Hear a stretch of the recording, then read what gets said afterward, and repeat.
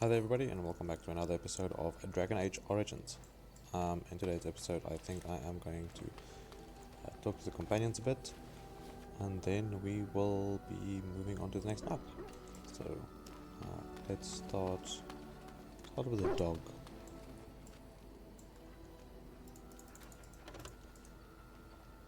Oh, why you little... Let's just jump at the side of your own shadow again. Oh, you're so funny. Such rapier wit. Your furry friend here took offence at me getting near his food. He snapped at me, look. There's hardly any blood spawn still, he shouldn't have.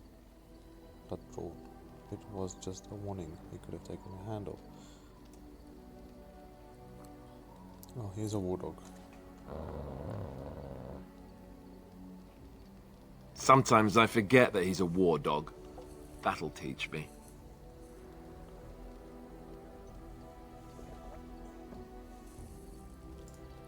I once heard a really old legend about how the hound warriors in the days of the old tribes would feed their Mabari the flesh of the vanquished.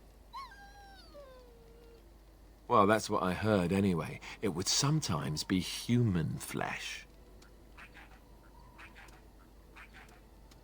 Oh, like you can tell the difference. For all you know, maybe you've already been fed something. Someone.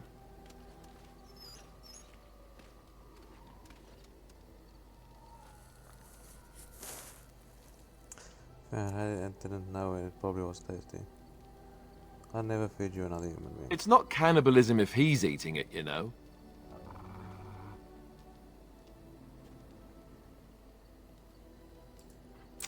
Look at what your fool dog placed in my pack. A putrid, half-eaten hare is not something a woman wants to find in her unmentionables. I think he thinks you need more meat in your bones. Can't be stinkier than what normally goes into them. It's a thought that counts, it means well. The dirty mongrel can have this back. There. And tell him not to do it again.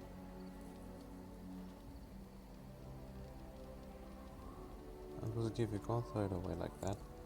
I just did. I don't want it, you worthless fur bag.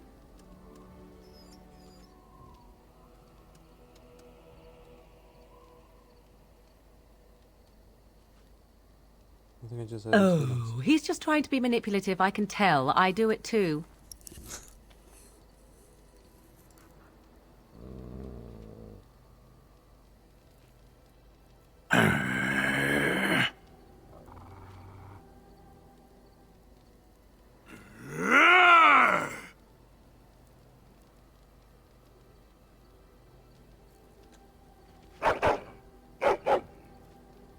You are a true warrior and worthy of respect.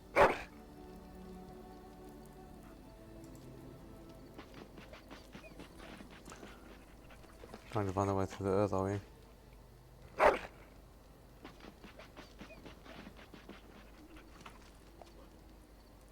It's going to take some time, you know.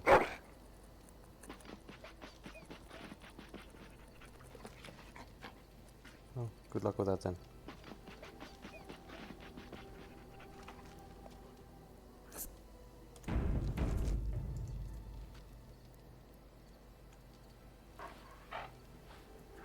Okay.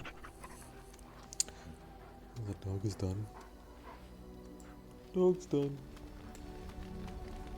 On the stair. What do you need? I have to ask you Ask something. away. Essentially, they're trained to fight. The Chantry would tell you that the Templars exist simply to defend. But don't let them fool you. They're an army. The other main purpose for a Templar is, of course, to hunt mages. To that end, we train in talents that drain mana and disrupt spells. Perhaps, but there usually isn't much of an opportunity. The Chantry keeps a close rein on its Templars.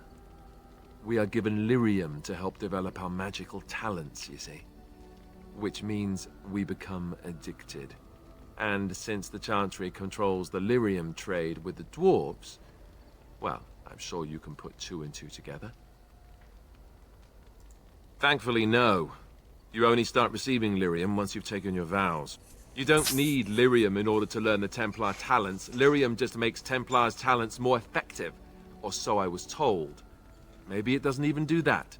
The Chantry usually doesn't let their Templars get away either, so they can spread their secrets. I'm a bit of an exception. Lucky me.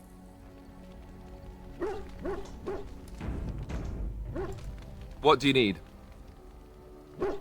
Ask away.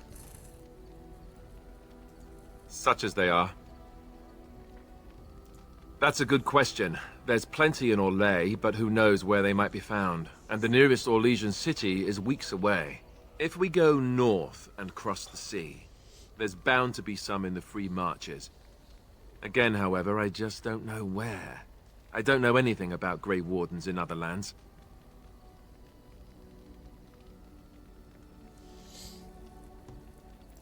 Here in Ferelden, there's our compound in Denerim at the palace, but that's it. Loghain will have control over that and be watching it, no doubt. Beyond that, the only place I know of is Weishaupt Fortress. That's the headquarters of all Grey Wardens in the Anderfells, 1,000 miles from here. But I've no idea how to even contact them. So unless we try to get back to the compound in Denerim, I suppose the answer is no. There's nowhere for us to go. I imagine that eventually the Grey Wardens outside of Ferelden will wonder what's happened. Why there's no contact from Duncan or someone. They'll send someone eventually. Though who knows what Loghain's people in Denerim will tell them. Maybe they won't send anyone. We could try to contact them. But that would mean leaving Ferelden, and even if we did, they couldn't come back with us in time to stop the Blight. So that means whatever happens, it's up to us. I mean, eventually we would have to use the joining to make more Grey Wardens, right? But I don't know how to do the joining, or what's involved. I know it involves lyrium and some other magic, and that it's really difficult to prepare, but that's it. Unless we can find out more about the joining, I guess we better get used to the idea that there might only be two of us for now. Until more come from elsewhere. Just left? You mean just left Ferelden? I don't know. If there's an archdemon, however, we're supposed to be the only ones who can defeat it. And that means the Blight would grow unchecked. Eventually, other Grey Wardens in Orlais and other lands would hear about it, and they would come to fight it, but they wouldn't come in time to save Ferelden. There's no way. I'm not going anywhere.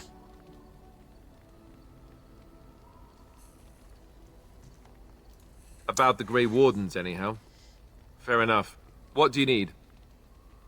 Ask away.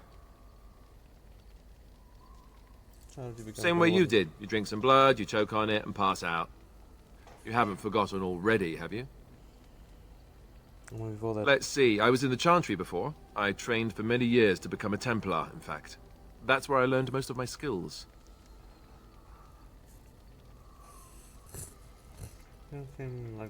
You're telling me I was banished to the kitchens to scour the pots more times than I can count. And that's a lot. I can count pretty high. The Grand Cleric didn't want to let me go. Duncan was forced to conscript me, actually, and was she ever furious when he did. I thought she was going to have us both arrested. I was lucky. I don't know. Maybe. When he came looking for recruits, I just remember praying fervently to the Maker that he would pick me. I'll always be thankful to Duncan for recruiting me. If it hadn't been for him, you know, I wouldn't have. I'm sorry. No, it's... I'm sorry. I shouldn't be. It's fine. He died a hero. They all did. Come on, let's go. I think I'm done talking. What do you need? You don't have to do that. I know you didn't know him as long as I did. I thought you might need to talk. I should have handled it better. Duncan warned me right from the beginning that this could happen. Any of us could die in battle. I shouldn't have lost it, not when so much is riding on us, not with the blight and everything. I'm sorry. No, I'm done, Oliver. I'd like to have a proper funeral for him. Maybe once this is all done, if we're still alive. I don't think he had any family to speak of. What about the Grey Worm? He had you. I suppose he did. It probably sounds stupid, but part of me wishes I was with him, in the battle. I feel like I abandoned him. You saved your life by sending him Yes. down. I know. I think he came from High Ever, or so he said. Maybe I'll go up there sometime. See about putting up something in his honor. I don't know. Have you had someone close to you die? Not that I mean to pry, I'm just... Not close enough to know what you're doing. Yes, I imagine you really have, haven't you? Thank you. Really, I mean it. It was good to talk about it, at least a little. Anytime, Oliver. What do you need? Ask away. You said this all even raised you. Did I say that? I meant that dogs raised me. Giant slobbering dogs from the Anderfells. A whole pack of them, in fact. How do you explain this now? Well, it wasn't until I was 8 that I discovered you didn't have to lick yourself clean. Old habits die hard, you know. I thought the Choncho would have beat that out of you. Slobbering dogs, I see. And my table manners, too. Though, come to think of it, they weren't all that different from the other Templars. Or did I dream all of that? Funny the dreams you'll have when you sleep on a cold, hard ground, isn't it? Aren't you becoming a Grey Worm? Oh, wait. Point taken. Let's see, how do I explain this? I'm a bastard. And before you make any smart comments, I mean the fatherless kind. My mother was a serving girl in Redcliffe Castle who died when I was very young. Our Lehman wasn't my father, but he took me in anyhow and put a roof over my head. He was good to me, and he didn't have to be. I respect the man, and I don't blame him anymore for sending me off to the Chantry once I was old enough. Where did you send you off to Chantry? Our Lehman eventually married a young woman from Orlais, which caused all sorts of problems between him and the king because it was so soon after the war. But he loved her. Anyhow, then you, Arlessa, resented the rumors which pegged me as his bastard. They weren't true, but of course they existed. The Arl didn't care, but she did. So off I was packed to the nearest monastery at age 10, just as well. The Arlessa made sure the castle wasn't a home to me by that point. She despised me.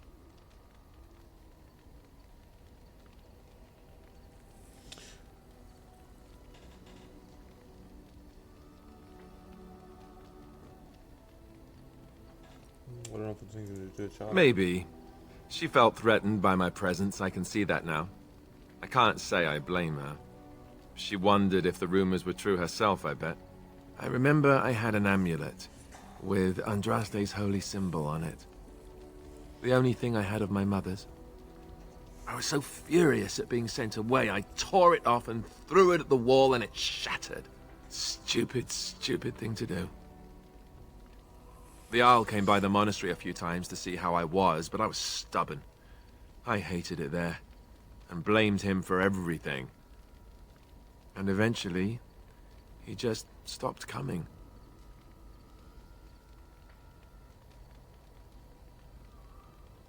You were young. And raised my dogs. Or I may as well have been, the way I acted. But maybe all young bastards act like that. I don't know. All I know is that the Arl is a good man, and well loved by the people. He also was King Caelan's uncle, so he has a personal motivation to see Loghain pay for what he did. Anyway, that's really all there is to the story.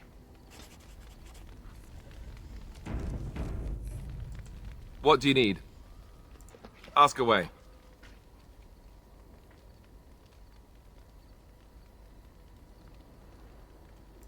Have you seen the uniform? It's not only stylish, but well made. I'm a sucker for good tailoring.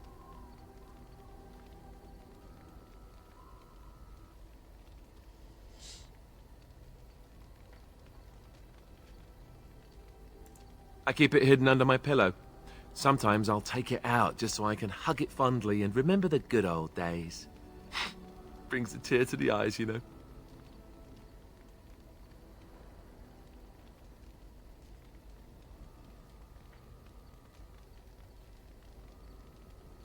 Oh, sure. They said that all the self-flagellation would be unpleasant, but you know what they say. One man's pain. You don't really want to know about my being a Templar, do you? It's really quite boring.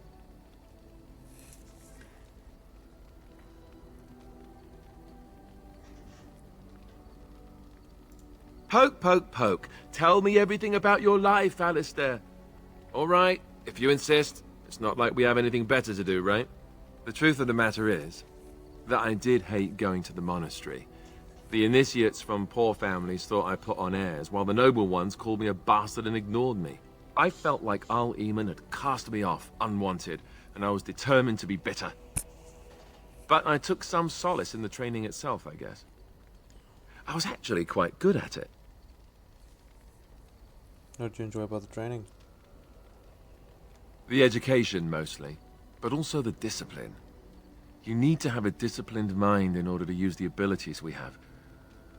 It was difficult, but rewarding. I never really felt at home anywhere, though, until I joined the Grey Wardens. And Duncan felt my Templar abilities might be useful for when we encountered Darkspawn magic, so I kept it up. What about you? Do you have anywhere you consider home? Not anymore, no. We won't always be traveling like this, you know. Once the war is over, once the Blight is... well, a time will come when we'll have to think about having a real home again. Though that seems like a far ways off. And I suppose the Grey Wardens are gone for good. Either way. That's assuming we even survive. They can't be rebuilt. They can be rebuilt. They can be rebuilt. I suppose you're right. We can create new Grey Wardens, but we'll never get back those we lost. I wonder if it would ever feel the same. Anyhow, now I've sidetracked us. We'd better get back to what we're supposed to be doing right now.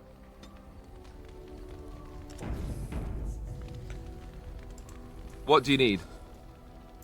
Ask away. Okay, that is everything about Alistair. I didn't do this in Pillars, so I don't really know about the companions of Pillars. I didn't spend too much time talking to them and stuff like that. Yes? What do you talk? Well, here I am. This vision of yours. I knew this would come up sooner or later. I don't know how to explain, but I had a dream. In it, there was an impenetrable darkness. It was so dense, so real. And there was a noise, a terrible, ungodly noise. I stood on a peak and watched as the darkness consumed everything.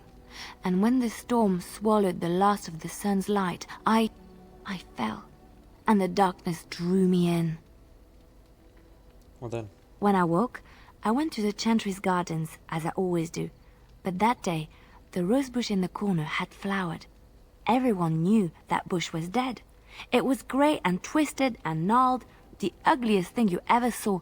But there it was, a single beautiful rose. It was as though the Maker stretched out his hand to say, even in the midst of this darkness, there is hope and beauty. Have faith.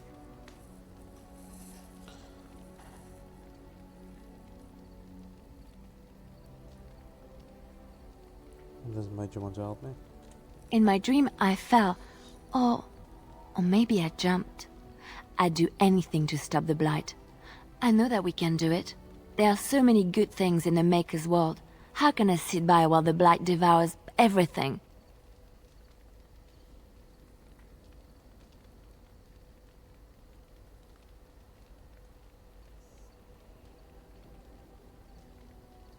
I suppose I couldn't sit by either.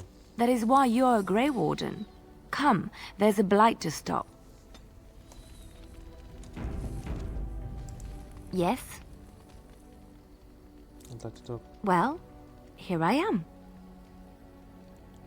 What was it like in the Chancery Cloister? Quiet. It was a life suited for contemplation. In the cloister, away from the fuss and the flurry of the cities, I found peace, and in that stillness I could hear the Maker. But it was not perfect. Some of my chantry fellows were condescending. That is the nature of religious folk, I suppose. Condescending also. When I talked about my beliefs, that the Maker reveals himself in the beauty of his world, they treated me with disdain. They want to believe that he's gone, so that when he turns his gaze on them, it means they are special, chosen. He cannot possibly have love for all, the sick and the weary, the beggars and the fools. I don't really want the Maker looking in me in it anyway. What did you say to them? I prefer your ideas to the ideas of a chantry. Thank you. Maybe I am wrong. But it is the Maker's place to decide if I am worthy, not men, not the chantry. But there is work to be done, and I have talked enough for now. Yes? Well, here I am. What would someone like you be doing in Loathing Chantry? What is meant by someone like me?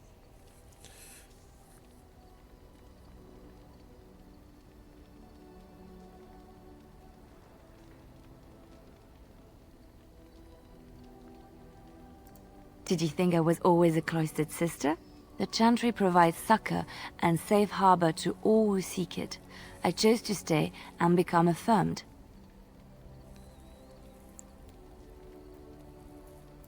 We affirm our belief in the Maker, in Andraste and the chant, but other than that, there are no vows taken.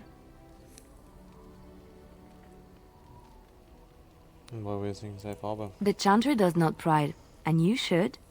I desired time apart from the world. I was a traveling minstrel in Orlais. Tales and songs were my life. I performed, and they rewarded me with applause and coin. And my skill in battle? Well, you pick up different skills when you travel, yes? Yes, of course. Let's move on.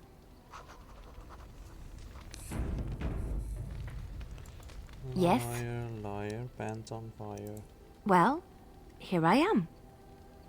You're a traveling minstrel, do you have any tales to say? Of course I do. I love stories far too much to keep them to myself. Everyone should be able to benefit from them, I think.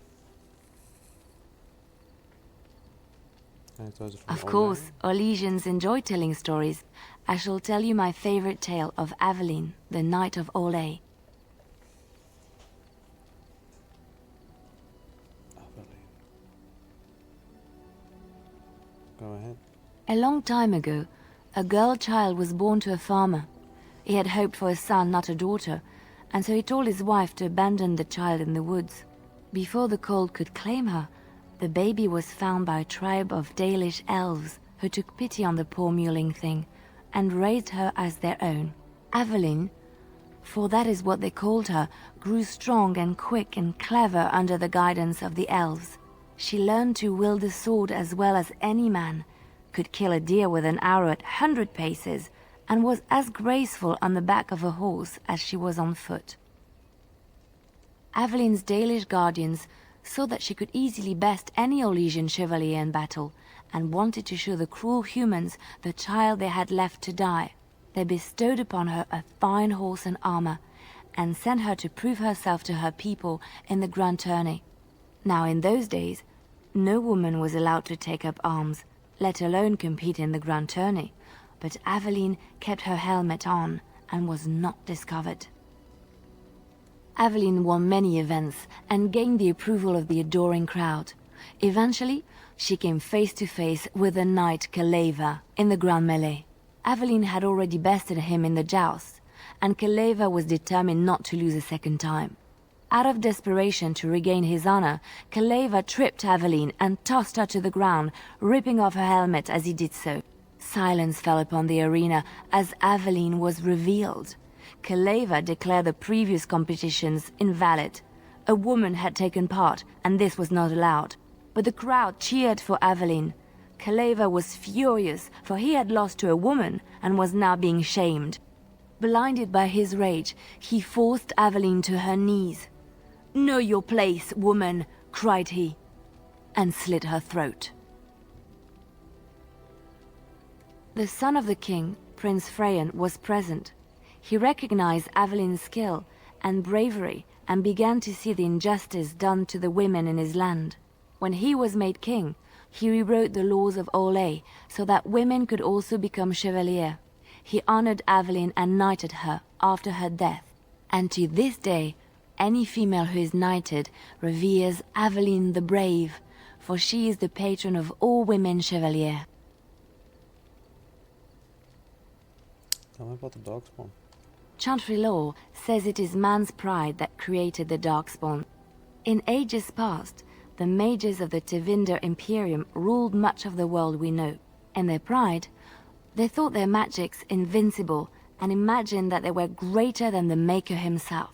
So thinking, they invaded his golden city, planning to take it for themselves and depose their own creator. But they were impure and full of sin. And it is with the sin that they tainted the golden city, corrupting it forever. The Maker cursed them and cast them from his sight. Wherever they went, they spread the taint of their sin. Any land that was touched by the taint became blighted and would suffer no life. Instead, the darkspawn arose to torment us and remind us of our hubris. I know one, told to me by my mother a long time ago. It always chilled me to the bone. Maybe you have heard of Flemeth?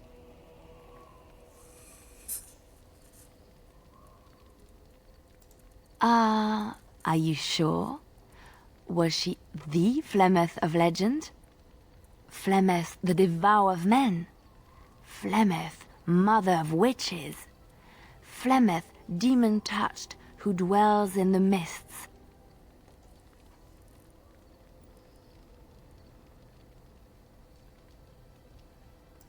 Ferelden mothers scare their daughters with talk of Flemeth. They say that if you're bad, Flemeth will spirit you away and bind you to her forever. They also say that Flemeth mourns her lost beauty and will steal yours through your looking glass if she catches you.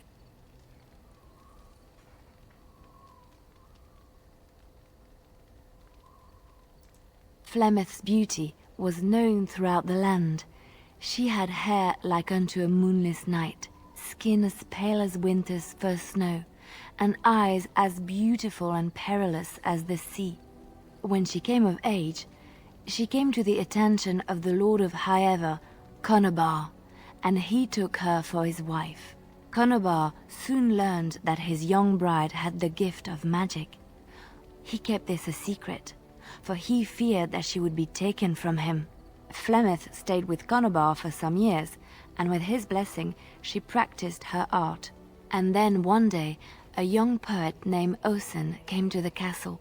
Flemeth was captivated by Osen's voice, and he by her beauty, and they fell in love. Flemeth longed to be with her true love, and she and Osen fled from Conobar's lands, seeking refuge in the Kokari wilds with the Chasing tribes.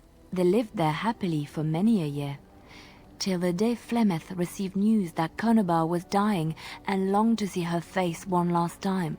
Flemeth's heart swelled with pity for the man who once was her husband, and begged Osen to return to Conobar's side with her. But when Flemeth and Osen entered Highever, they were captured by Conobar's men, and Osen was slain in front of Flemeth's eyes. Flemeth was imprisoned in the highest tower of the castle, there to await Conobar's judgment on her. Distraught at the loss of her love, Flemeth plotted revenge against her husband. She summoned a fey demon, intending for it to wreak vengeance on Conobar. But a spell went awry.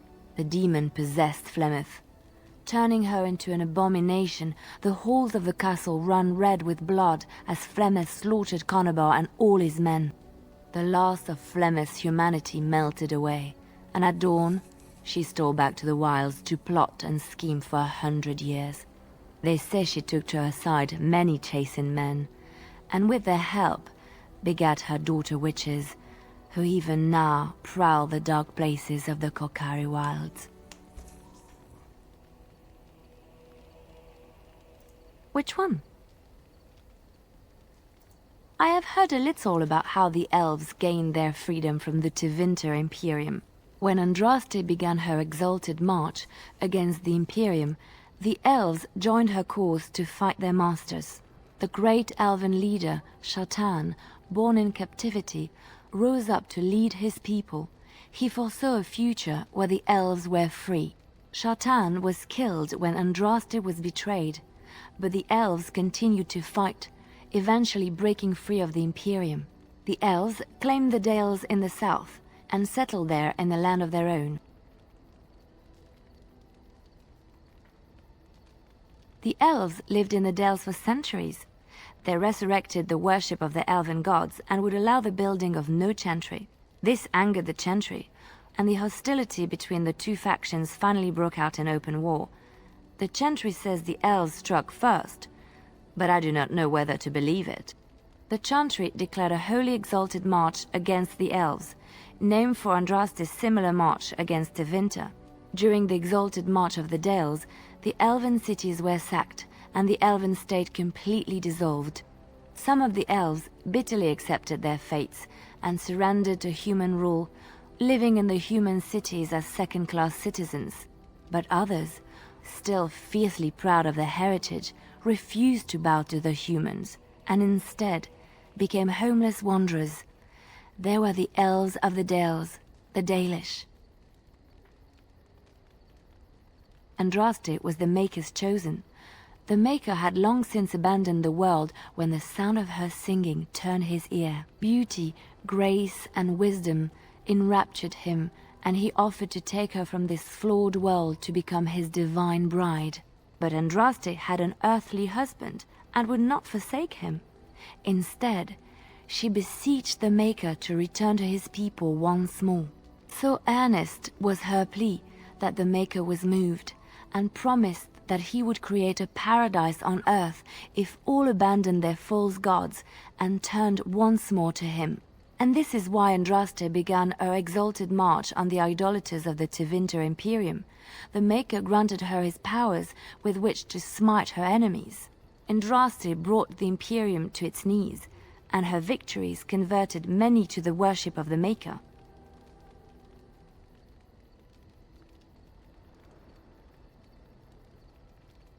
Alas, it was the frailties of men that betrayed and killed Andraste. Her earthly husband, Maferath, a chieftain of the Alamari tribes himself, grew jealous as his wife's popularity and influence overshadowed his own. She was also revered as the Maker's betrothed, and Maferath began to see their own bond waning in significance as Andraste became ever more devoted to the Maker. Out of envy and spite, Maferath made a pact with the Archon Hessarian of Tevinter, allowing his beloved Andraste to be ambushed and captured. Andraste was burned at the stake in Minrathous, the capital of Tevinter. The Tevinter chantry claims that in Andraste's last moments, Hessarian's heart softened, and he heard the voice of the Maker telling him to end her suffering. He plunged his sword into her heart, and as her blood washed over his hands, he became one of the faithful. Dissenters said that the Archon only converted because he could not stem the tide of Andraste's cult, and was forced to do so to stay in power. We will never know for sure.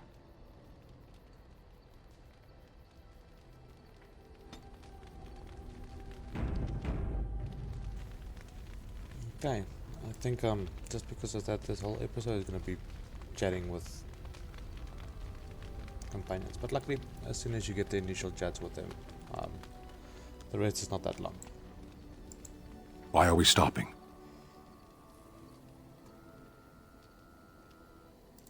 There are darkspawn to be fought. Is this delay needful?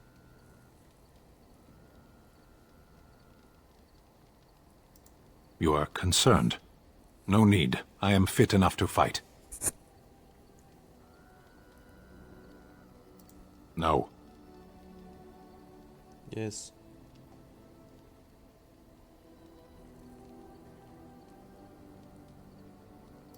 People are not simple. They cannot be summarized for easy reference in the manner of, the elves are a lithe, pointy-eared people who excel at poverty. I am. Never fought in war? I have always fought in war, elf. What do you mean by that? My people have been at war since the moment we set foot in the Northern Islands.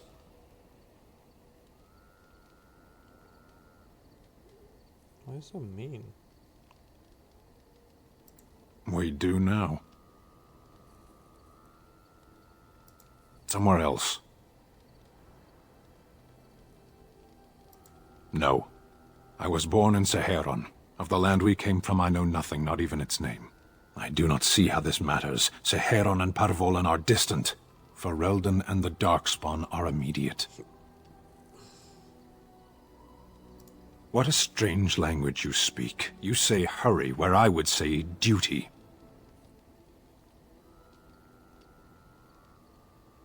No, it is yours, and you are chatting with me instead. As you wish. Yes. Sitting, as you observed.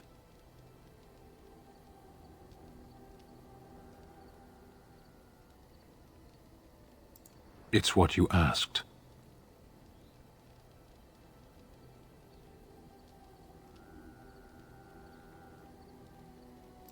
Warden, if I truly disliked you, I would leave. That I am still here, you may interpret however you choose.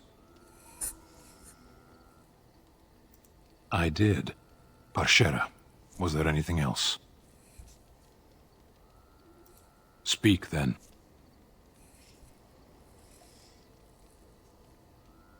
Then I suggest we move on. I am hardly surprised. To answer a question. The Arishok asked what is the Blight.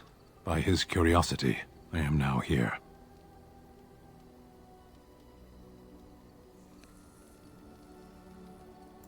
Yes. I cannot go home. It doesn't matter now. Can we move on? We keep the Darkspawn waiting.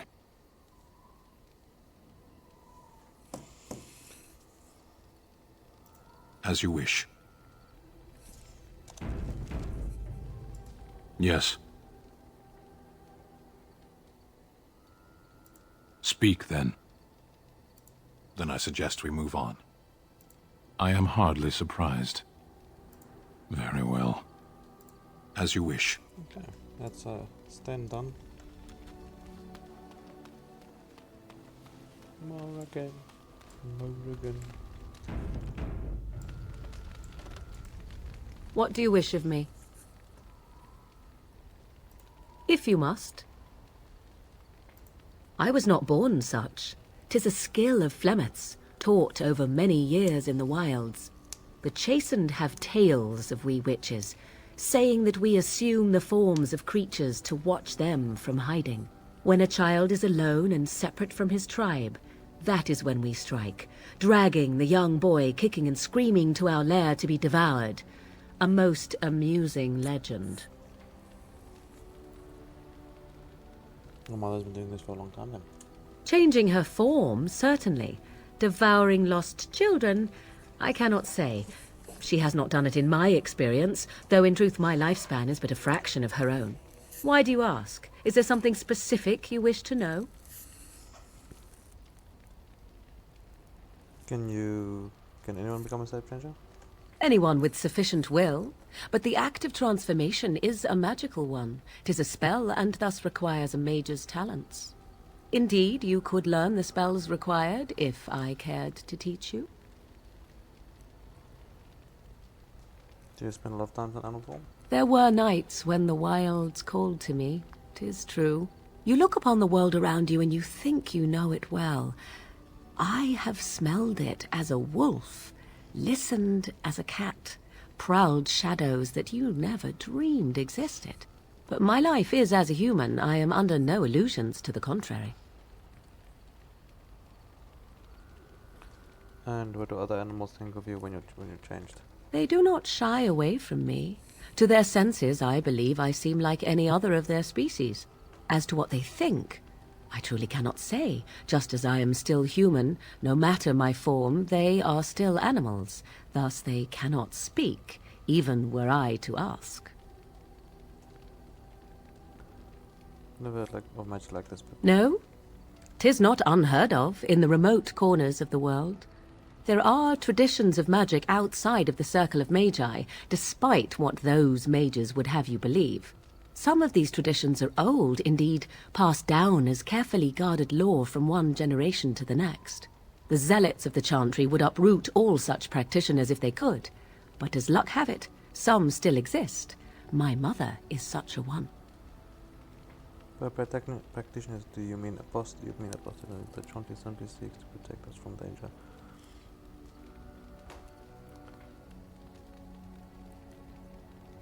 I'm shocked that you think so, being a mage of the circle as you were. But perhaps you felt a little like a caged bird as well, caught within that dark tower. Maybe a little. I thought so. Can you change the human forms as well? The form of an animal is different from my own. One may study the creature, learn to move as it does, think as it does. In time, this allows one to become as it is. I gain nothing by studying another human. I already am the same as they are. I learn nothing. So the answer is no, my human form is the only one I possess. Indeed.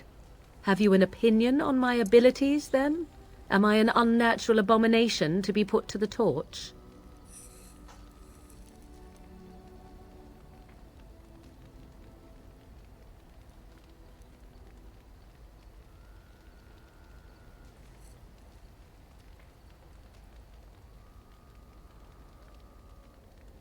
I think your bird is quite useful. Doesn't seem revolting.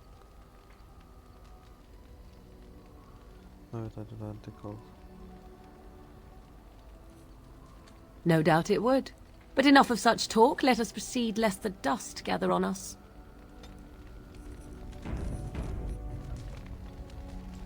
What do you wish of me?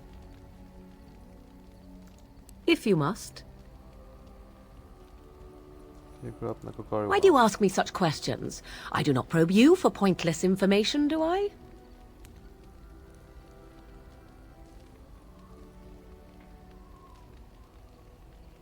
You can probe me. Beg pardon, then, while I jump for joy.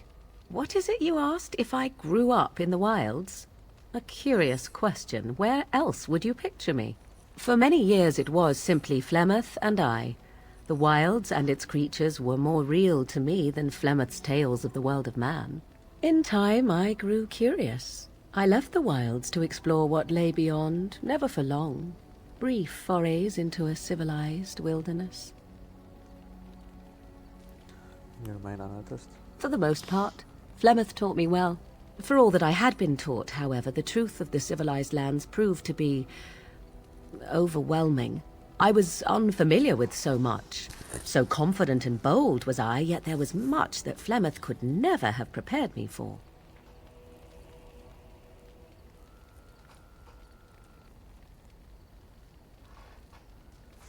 You're doing it, sounds like you. Equal parts daring and foolhardy, perhaps.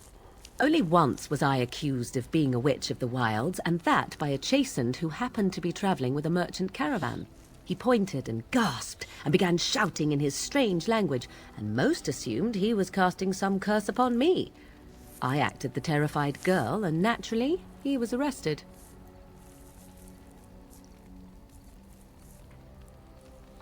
That was a quick thing. Men are always willing to believe two things about a woman. One, that she is weak, and two, that she finds him attractive. I played the weakling and battered my eyelashes at the captain of the guard. Child's play. The point being that I was able to move through human lands fairly easily. Whatever humans think a witch of the wild looks like, 'tis not I.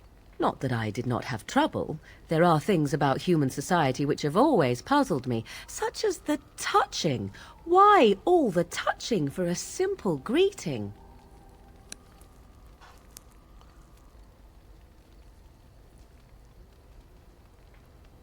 I have no idea, I'm not human. Do not speak to me of trivialities. Your culture is not so entirely different. There were many nuances that Flemeth could never tell me of. When to look into another's eyes, how to eat at a table, how to bargain without offending. None of these things I knew. I still do not understand it all, truth be told, but then I gave up long ago any hope of doing so. When I returned to the wilds last, I swore to Flemeth that I had no intention of leaving again.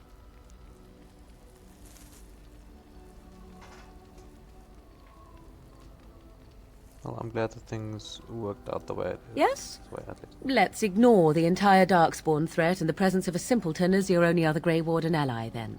Not that I lack appreciation for the intent of your comment. Thank you. Well, let's get on with it before the ground opens up and swallows us, yes? Yes?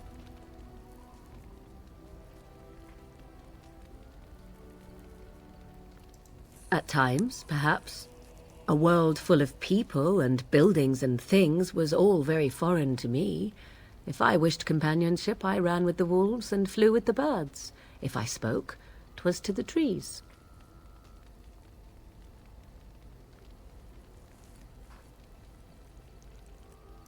Such simple pleasures will only enthrall for so long. I recall the first time I crept beyond the edge of the wilds. I did so in animal form, remaining in the shadows and watching these strange townsfolk from afar. I happened upon a noblewoman by her carriage, adorned in sparkling garments the likes of which I had never before seen. I was dazzled. This, to me, seemed what true wealth and beauty must be. I snuck up behind her and stole a hand mirror from the carriage. 'Twas encrusted in gold and crystalline gemstones, and I hugged it to my chest with delight as I sped back to the wilds.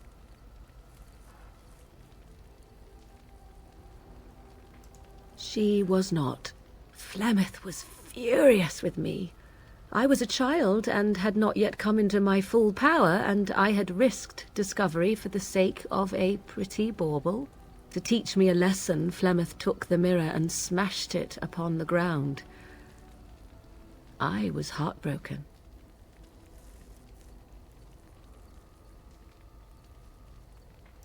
And a foolish one. Flemeth was right to break me of my fascination. Beauty and love are fleeting and have no meaning. Survival has meaning. Power has meaning. Without those lessons, I would not be here today, as difficult as they might have been.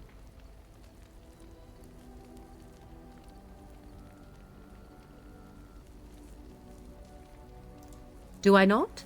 I am still an apostate mage, even if I have left the wilds. The Darkspawn are yet undefeated. No, there is much that remains. To return to your original question, perhaps my time in the wilds was indeed lonely, but such was how it had to be. I find myself at times wondering what might have become of the girl with the beautiful golden mirror, but such fantasies have no place amidst reality. Yes? If you must. We've been haunted by the Chandra. You are very cute to ask so many questions.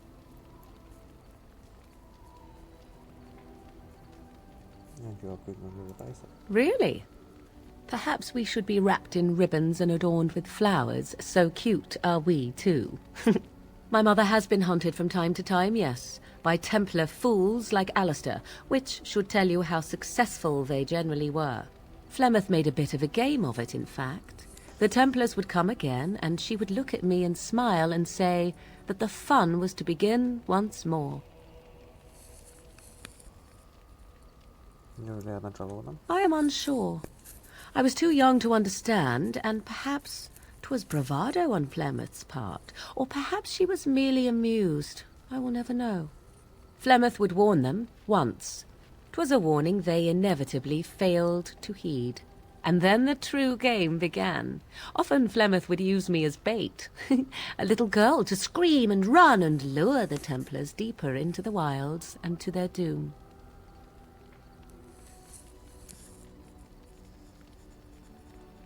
Was your job. 'Twas a game, and I a young girl.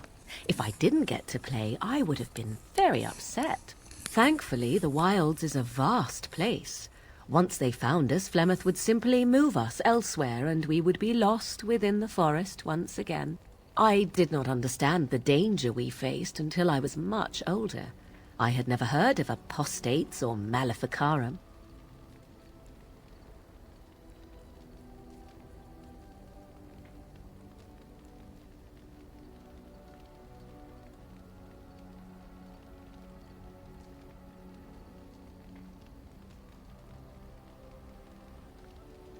Still thinking of fun? I think that my mother made it fun so that a child did not learn to fear. And I think that it was necessary. There are no trials for apostates, no prisons, no mercy. There are only absolutes, so only survival matters. If the wilds have taught me anything, 'tis this. First, you must survive. Do you disagree?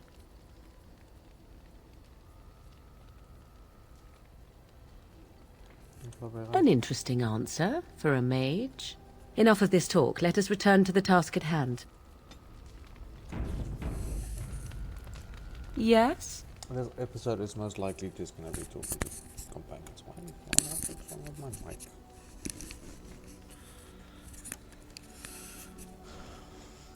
If you must. Is Flemeth really what she seems to be? Well, that depends, does it not? What does she seem to be?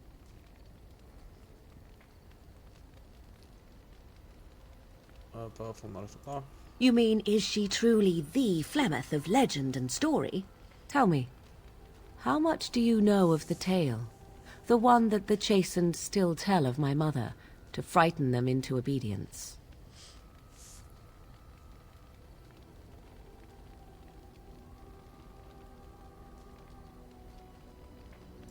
I can relay what Flemeth once told me herself, and you can decide whether or not 'tis the truth, if you desire. As the tale is sung by the bards, there was a time when Flemeth was young and beautiful, a fair lass in a land of barbarian men, the desire of any who saw her.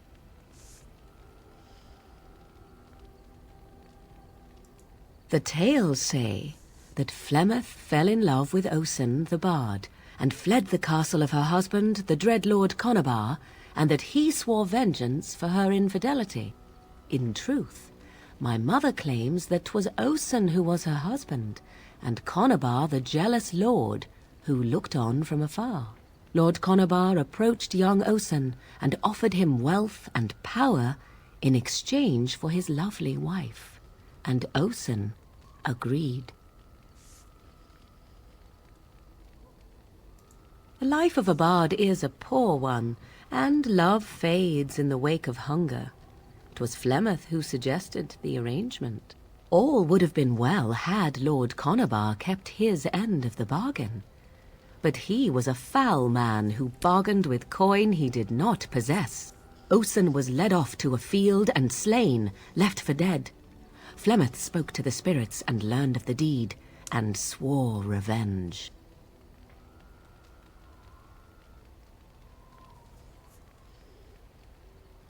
That was not the point. Conabar had no honor, so she would not have him. Flemeth begged the spirits to aid her, and 'twas they who slew Conabar. The demon the legend tells of came later. Lord Conabar's allies chased Flemeth, you see, chased her to the wilds, and there she hid. There she found the demon, and he made her strong. The legends all speak of the great hero Cormac, he who defeated Flemeth and her great army when she invaded the lowlands centuries later. All lies.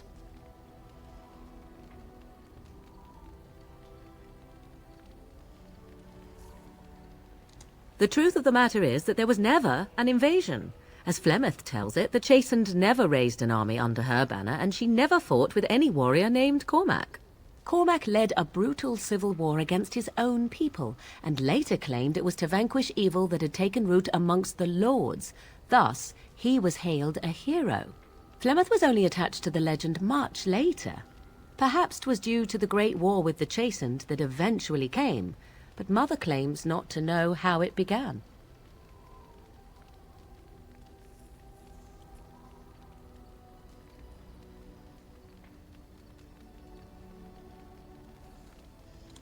Flemeth tells it with far more embellishment than I, but you are welcome.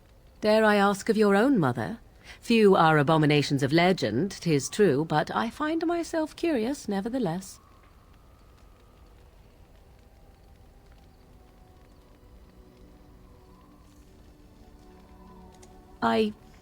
Nothing. I wish to know nothing more. I find myself a little envious, to tell the truth. But it matters not. Let us move on. Yes? If you must. Okay. Yes? We are in camp, so 'tis as good a time as any. Discuss away. Yes? We are in camp, so 'tis as good a time as any. Let's see what happens. What's this? 'Tis a rather odd discussion you seem to desire, leaning in so closely. Oh, it's humor you desire, hmm? I didn't realize comedy had anything to do with this. How true.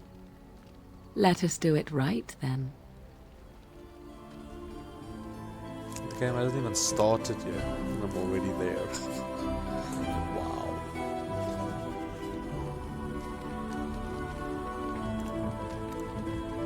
And all my other playthroughs,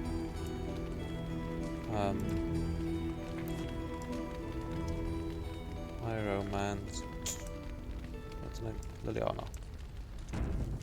But I think this one, Yes? for lore's sake, I am gonna go with... We are in camp, so 'tis as good a Morrigan. time as any. Okay. Okay, and that is it. Damn. This was a lot of talking. So the next... I'm gonna call it an episode here. So that this episode can be skipped for people that does not want to see the conversations. But I will obviously make a note in the beginning of the episode. Then in the next episode we will be going to the major circle. I wanna get a win first, because I can't, even though I am gonna make my character romance Morrigan, I cannot travel with her because the way we see things are too different. Anyway, thank you for watching, guys, and have a fantastic day.